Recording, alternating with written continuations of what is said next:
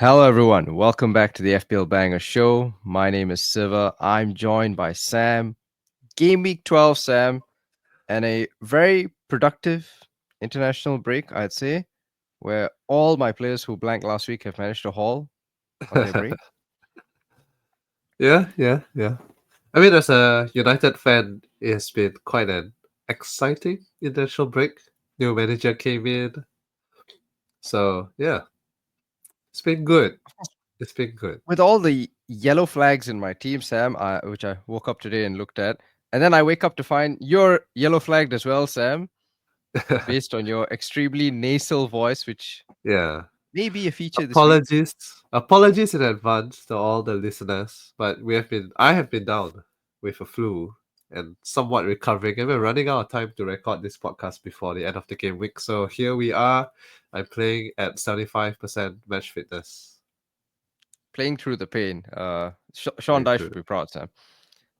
Yeah. All right. So let's crack on, right? And the first question we had this week, uh, obviously we're on Blue Sky as well now. For those who don't know, so go follow us, FPL Banger Blue Sky. But we'll still be on Twitter. We'll be, straddling both. Wherever you need to find us, we'll be there. And the first question we had this week, Sam, was from Stephen Carr and FPL Copy Talks, both friends of the pod.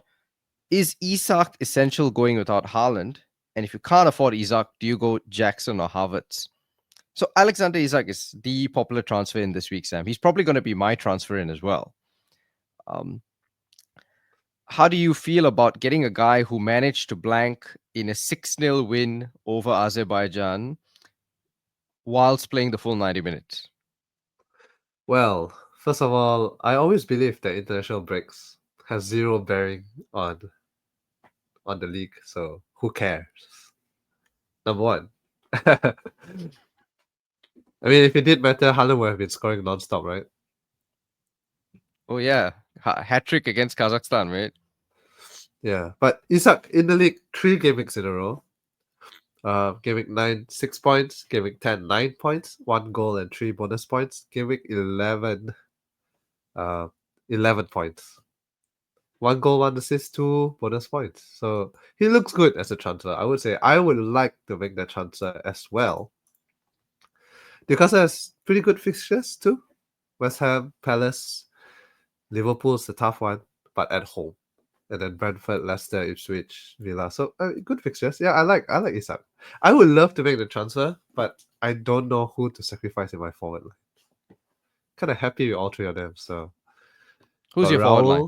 Raul, Wood, and Cunha. I was talking to Late Riser yesterday, and he's got Raul as well, and he's thinking about selling Raul.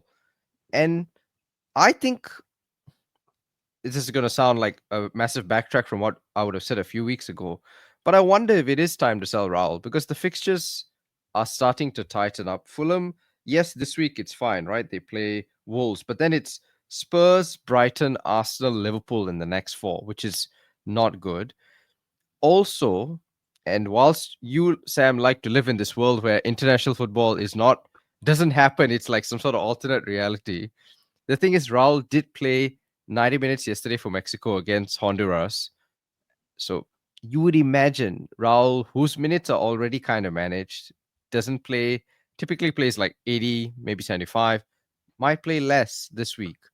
So I it hear that. feels I like, hear that. yeah. So of course you I could risk I missing a haul this week, but I think your long term transfer, yeah. I think Raul is probably on the way out. My issue here is that I also am bereft with yellow flags in my team. But although a lot of it seems like intentional break yellow flags, Saka, Mbeumo, Palmer, and Trent. So I have 4 players who are flagged in my team. Now, if all of them are declared fit, then Raul would probably be my transfer out. Although I'm not sure if I will go Isak. Not because of anything against Isak, but purely because he's the most popular move. So I don't like making the popular moves. I'm looking at others, particularly looking at Evanilson from Bournemouth. Okay. Very I good like fixtures that. coming up. and has been doing really well the past few weeks. I think he's only blanked since game week 6. He has only blanked once in game week 7. Returning every week and still very cheap, 5.9. So it's only point 0.2 difference from Raul. I have the money. I mean, it's just I don't know, just a desire to be different, I guess. So I'm looking at Evanilson. I think to come back sort of to the initial question, is Isak essential if you don't have Haaland? I feel like it is in some ways because you, both of us are now non-Haaland owners. We have so much cash. Not getting Isak feels like you're almost not taking advantage of that advantage that you have with all that spare cash. A Haaland Salah team would probably struggle to get Isak as well as Palmer and Saka. That's the one thing. But also just the fixtures are really good for Newcastle. Um, I would probably rank Newcastle as a better team than Bournemouth and probably a better team than Wolves and Fulham and all these other guys whose forwards you're looking at. Isak's nailed. Callum Wilson is perpetually injured anyway, so Isak's nailed. Yeah. And his fitness, I mean, touch wood. I mean, his injury record is awful, but in recent times it's looked okay. And And also, he has they play pedigree, West I Ham. would say, right? Yes, Um, pedigree, right? like he has shown over the course of last season that when he's fit, he's a great asset. The problem was always his fitness, right? That was the only knock against Isak. Yeah. And the next two fixtures, right? West Ham and Palace. Like you can't ask for two better set of fixtures, I think, outside the promoted teams. West Ham have been awful all season. Uh Still very confused under Lopetegui, no real attacking impetus. I mean, just poor in general. And then Palace also have been really poor. So it feels like, and also no European fixtures for Newcastle, right? So you get Alex Isak free to just focus on this. I'd be tempted by the move. I get where you're coming from because it's too popular, right? So okay, so since it's too popular for you, the second question we had was if you don't go Isak, how about Harvards or Jackson? So is that hipster enough for you? Kinda. Okay, let's talk about Harvard's first and Arsenal as a whole. Mr. Arsenal fan, enlighten me. Should we be bringing in Arsenal assets right now? Because my argument, I brought in Saka last week to remind you, did not work out. But my my long term view is that Odegaard is back. This is the time. This is the time to attack Arsenal assets. I say yes.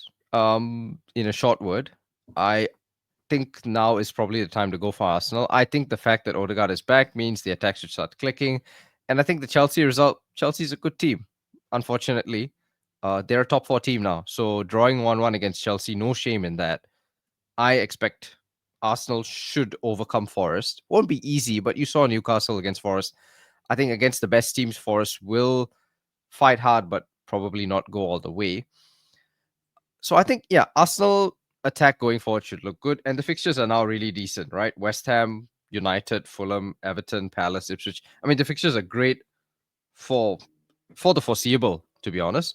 So I think with the main guys back in the team, I'd be happy to have an Arsenal attacker. Now, whether that Arsenal attacker is Kai Havertz, I'm not sure because I think I Saka yeah. is I think there's probably something clear. similar here, right? If you can't afford Saka, can you cover Arsenal with Kai Havertz? If you can't afford Cole Palmer, can you cover Chelsea, who also has really good fixtures coming up, by the way? Just to recap: Leicester, Villa, Southampton, Spurs, Brentford, Everton, Fulham, Ipswich, Palace, Bournemouth, Wolves. They don't play any of the top teams for a long time, aside from Spurs. So if you can't afford Palmer, can you get Jackson instead? Can't afford Saka, can you get Havertz instead? Similar team, I would say. Like, is Havertz the best Arsenal attacker to have? No, I would give that to Saka. Similar with Jackson and Palmer, right? But if you can't afford them, they are a decent alternative who will probably return points in this coming fixture. I think in the case of Jackson, I'm probably more inclined to agree because I think Jackson has been I mean, feels more pivotal to the attack. Feels like he's definitely going to get on the end of things more. Havertz in these last few games, especially, does feel like. But to be fair, that's with Trossard playing a lot of dropping back into midfield. So the fact that Odegaard is back, yeah, I suppose you could try Havertz, but some mentally to me, Saka feels clearer of Havertz than Palmer versus Jackson, if you know what I mean. Really? And Really? it's also price because price Okay. Yeah. Palmer is much more expensive, I think, or at least there's a bigger price gap. So Jackson has probably less to live up to than Havertz. So, in other words, you would go Saka plus Jackson rather than Palmer plus Havertz. I suppose so. It is hard for me to answer this unbiased because I have funds to just get Palmer and Saka anyway. So my view on this is maybe skewed. I also think it's about immediate term fixtures. Who do Chelsea play in the next three? They play Leicester and Southampton the next three. And that feels like better than anything Arsenal can have. So that feels like a priority. Honestly, I would just say get Palmer and Jackson. And you get the Arsenal attackers when you can. Okay. Fair, fair, fair. Yeah. In fact, I'd probably just get an Arsenal defender.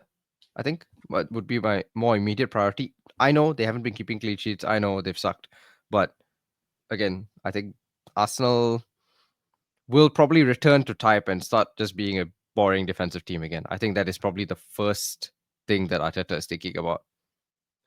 Okay. So, going back to the question, right?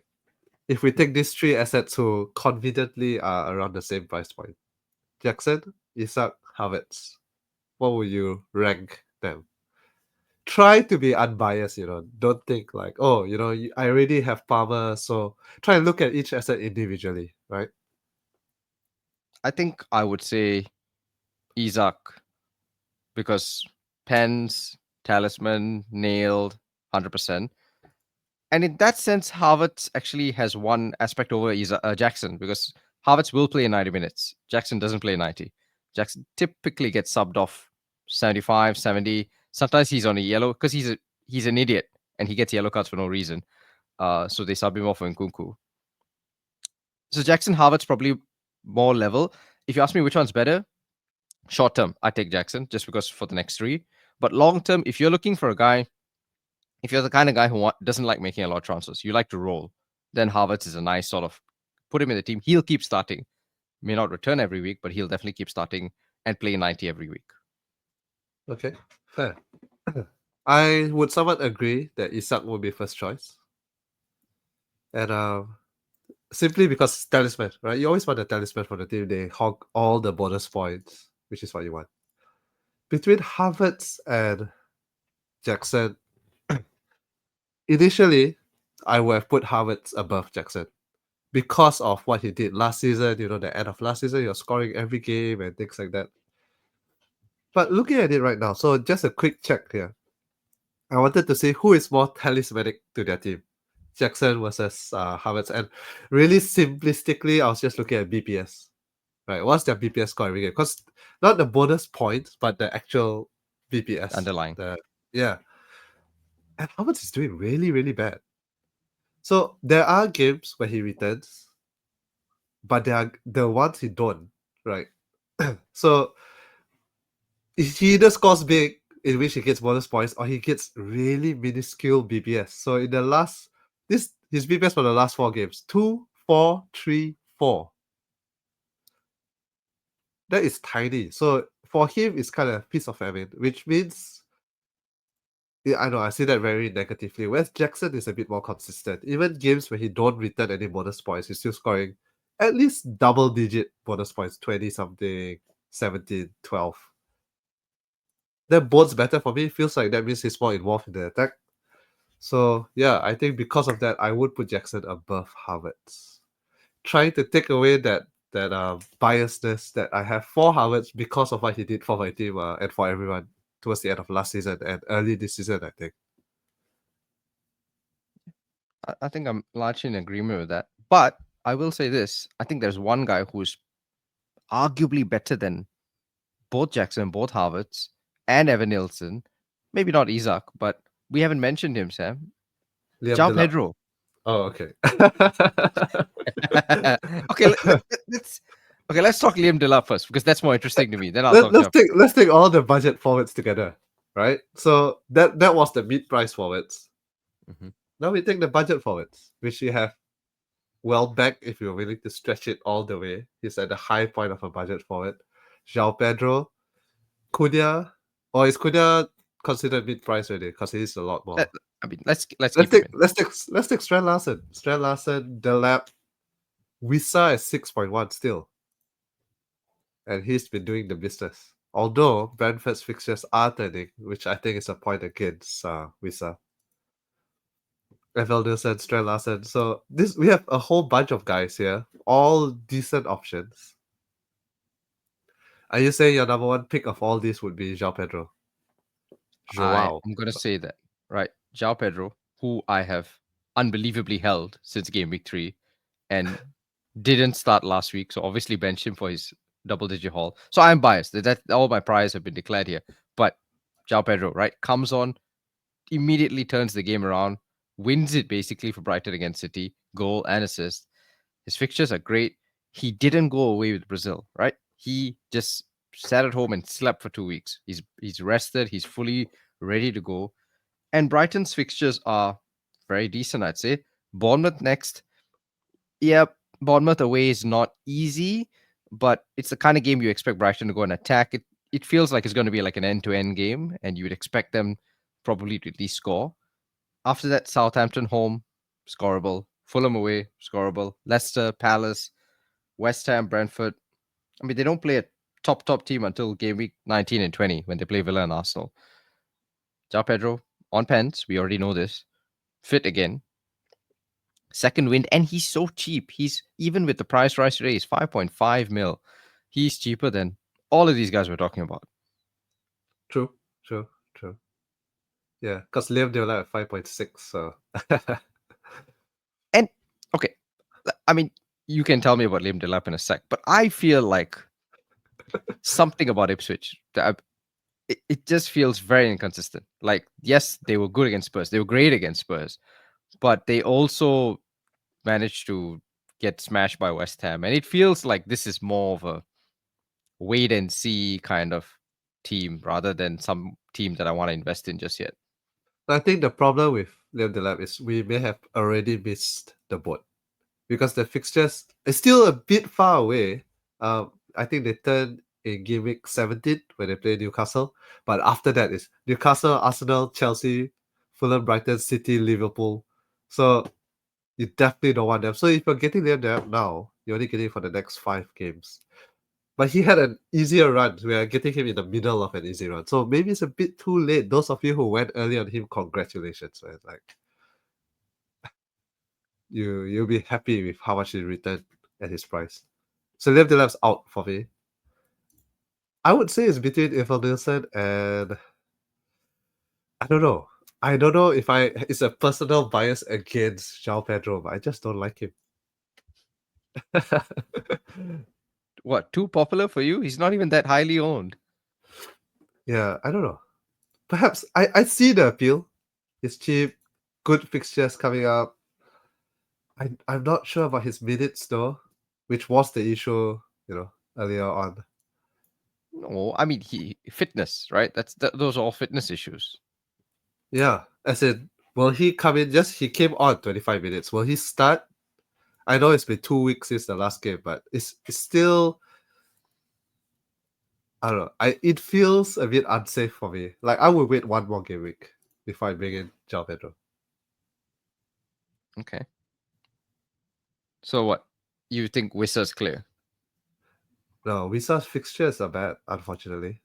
He has two Mhm. more good fixtures before he plays, Newcastle, Chelsea, Forest, Brighton, Arsenal, Southampton, City, Liverpool. So, not a good idea. I think Evanilson is clear. That's my top choice right now. Would you say Evan Nilsson's ahead of Cunha? No, I would put Cunha. Sorry, I put Cunha at the top, but his price reflects that as well. At 6.8, he's way more expensive, for almost a whole one mil more expensive than anyone else here. Okay. I'm not I'll sure that I clear must. Australian Larson. I'll put clear Australian Larson. That's for sure. Yeah, and I think unfortunately, I have to admit that Strand Larsen's not going to match any of these guys just because his minutes are too uncertain, and it does seem like good game plays 90. If he's having a bad game, he comes off for Geddes. Whereas Cunha's talismanic, guaranteed to stay on the pitch for 90, which is an Yeah. advantage he has. Okay, so where are we ranking these budget guys? I guess you say Cunha, different price bracket slightly, but you'd have them above everyone else. Then Evanilson, I guess for you, who's your third? We're not mentioning Wood, right? Because Wood is just permanently in the team. Like, It's interesting you say that. So I am benching Chris Wood this week. I'm very scared about that. very Um, bad. Very bad but he idea as plays well. Arsenal, so Away I as think that's well. So away. he has two And tough away games in a row. So it's away Arsenal, home Ipswich, away City. Maybe the two toughest away games, the two toughest games you could play in the entire season. yeah, so I'm choosing to look at it as well. My bench is just that good. I can afford to bench him. I don't know if that is a good way to look at it or not, but I don't want to sell him before the Ipswich game. Definitely, I want to keep him for that because I still think Ipswich defense isn't great. Um, Chris Wood obviously uh, I'm not concerned about his international travel. He's traveled before and come back and hauled. Like this man goes to Vanuatu and Samoa, he hauls. He'll come back and still do the business. But I feel like I can afford to bench him this week. And I may sell in game week 13, to be honest with you. I think the fixtures have come and gone. And as good as he has been, I'm trying to be a fixtures person rather than just form because there are enough good attackers you can get. Although I see that the thought of selling Chris Wood is making you physically sick. So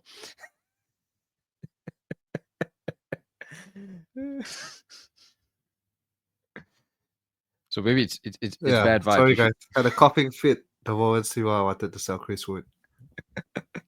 I don't know. That indicates that Chris would hold this week, but we'll see. We'll see. But since okay, I should stop laughing. Since as you were discussing, Wizards fixtures turning. Siva, let's pause here. Sorry.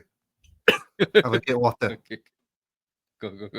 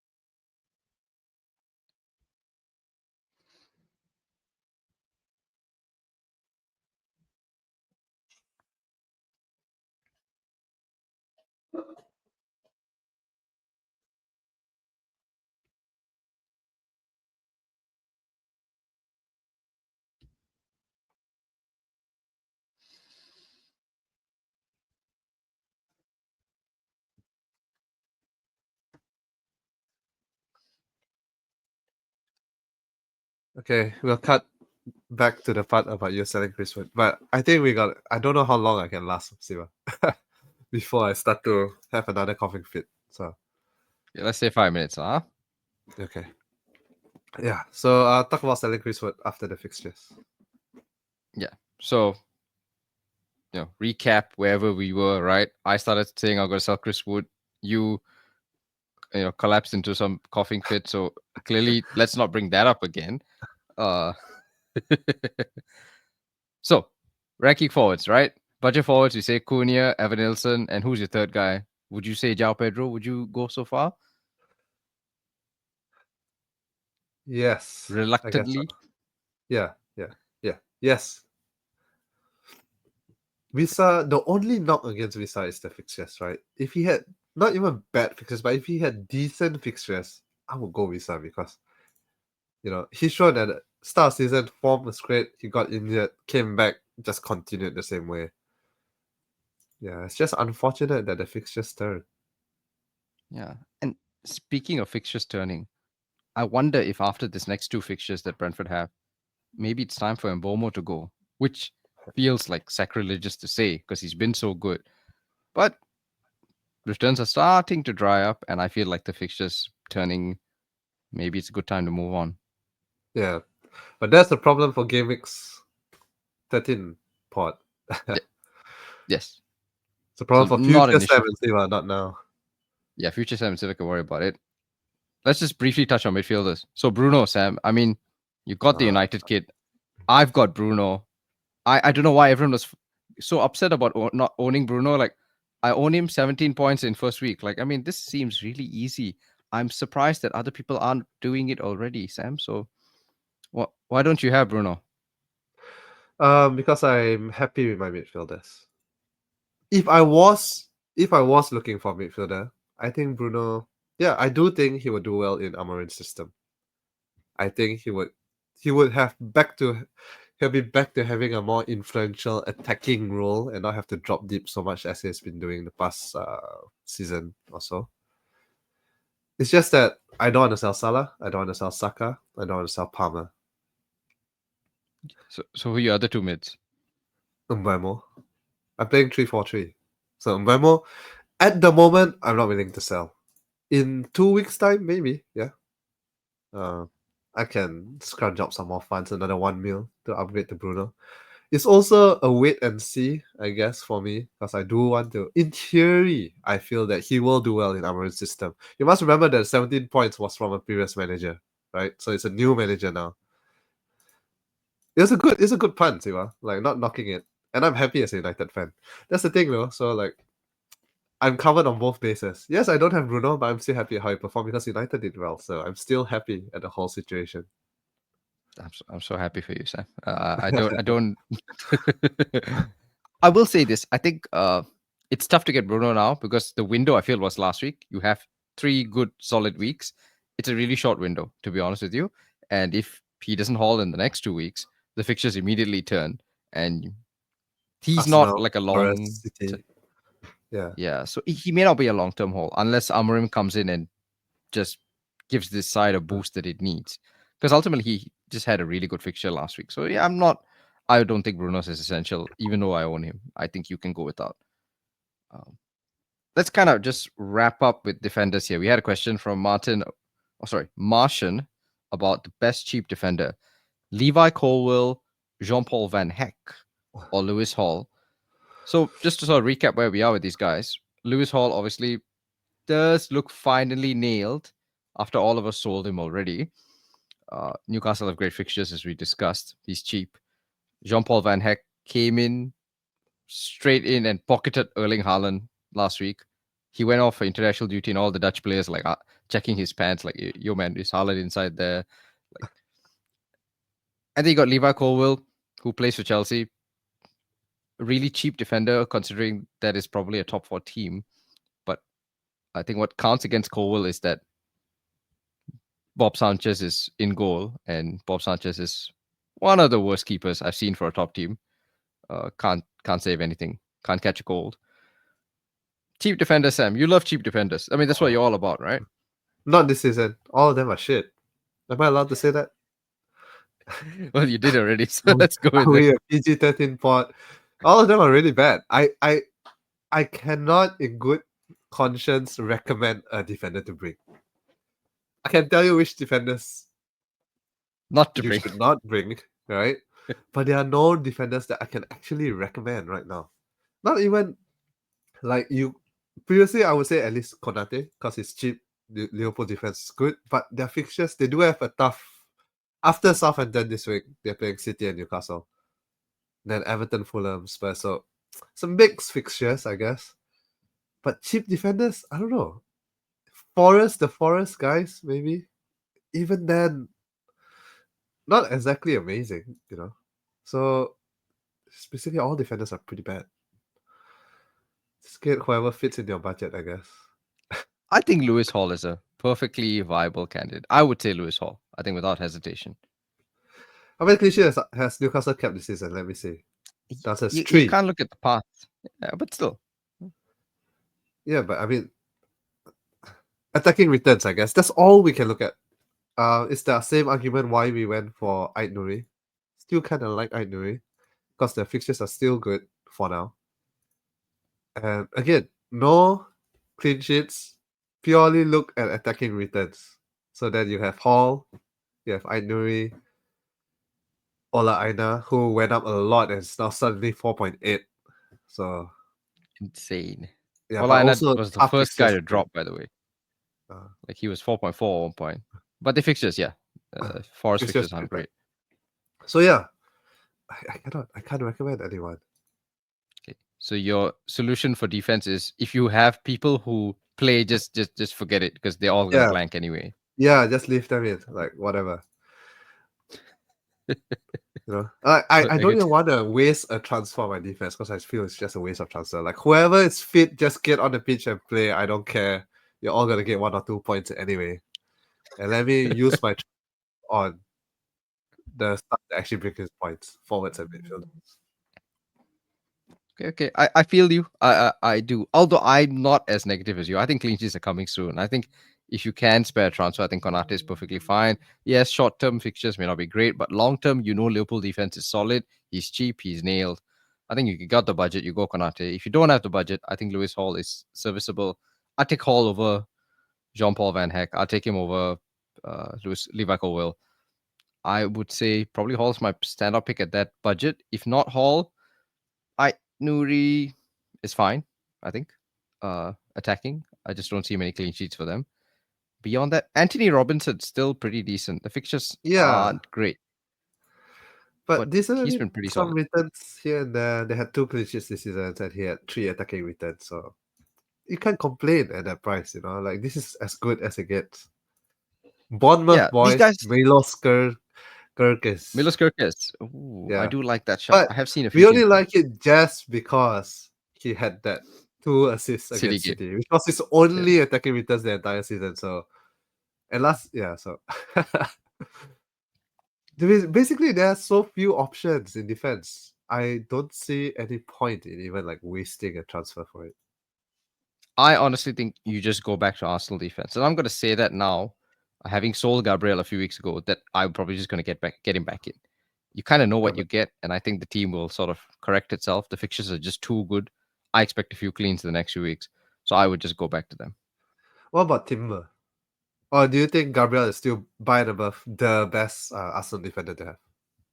I think you get what you pay for with Timber, which is he's cheaper than Gabriel, but his minutes aren't as secure. No matter, yes, now we've got some injuries, so he starts every week, but at some point we won't have all those injuries, and then he will be benched or he will pick up an injury. It's just the nature of his position. Um, we don't really use our fullbacks to attack as much as we should. So I don't know about Timber's attacking returns from open play. He's not going to get set piece returns. That's all going to go to Gabriel and Saliba again. So yeah, it's boring, but I think you get what you pay for. So I would just pay extra, get Gabriel. Chances are you won't look at him again for the next 10 weeks. And that's the kind of transfer that is hard to make because it requires you to do some planning. But once you've made it, you will just sleep easy. Like you're never going to look at that position again. And for me, especially to go into Christmas and weeks come fast, you want guys who play 90 every match, every game. And Ateta will play Gabriel every single game the whole season if he has to. Okay. Fair. Okay, let's wrap up, Sam. Captaincy, 2 seconds. Tell me who's the captain this week. I actually am struggling this week. I want to put it on Saka simply because he's at home. And I feel I know you don't like this, but I feel home form Saka has been brilliant this whole season. However, Salah against Southampton, it seems too good to pass out. But at the same time, everyone's gonna make the same captain, so yeah. I got smart last week and tried to captain Solanke against Ipswich while everybody went Salah. Okay, Yeah, but you know, you you you captain a Spurs player, right? That was your issue. So FPL gods, what are you, an Arsenal fan, doing captaining a Spurs player? That's your divine punishment. fair, and I will repent. I will be selling said Spurs player Spit this away week after in one one week. week. Ah, Um, I think it's It has to hard be to go Salah. against Salah. It has Yeah, to be Salah. I'm putting Saka in just as like a, I don't know what's the term. Just food for thought, right? He does play at home. Saka always does well at home. I think it's food for thought if you don't own Salah. The issue, but I mean, talk to me because I honestly thought Salah might blank last week. Like we were so close. Okay, he got the assist, but you're like what 5 minutes away from getting us out of the game with just one assist. And Southampton are kind of looking a bit better now, right? They're not Yeah. conceding as much, and Really? Are they? I mean, they're not getting trashed. Has the let's captain anyone who plays against Southampton strategy failed? No, I don't think so. Right? Pretty much every week you Uh can captain whoever plays Southampton and you will have. So it was Cunha last week. If you captain Cunha, you would have gotten yes, he had 12 points. So I, I mean, you can ask people who triple captain Haaland in Gaming 9, and they may say uh, differently. yeah, that's true. That's true. That's true. I But forgot about that enough because I don't XG, captain. yeah, but enough XG, right? Which is what we care about. We don't care about Yeah, real goals, so exactly. You should start caring about expected FPL points then. Forget about real FPL points. and that's the real price. Okay, so I think Salah cap, and that's us done for this week. We will see you next week. Hopefully, Sam, you'll be healthier by then. I In the hope meantime, so. Sam, I hope so. In the meantime, get your green arrows, guys. Sorry about my voice, and we'll see you next week.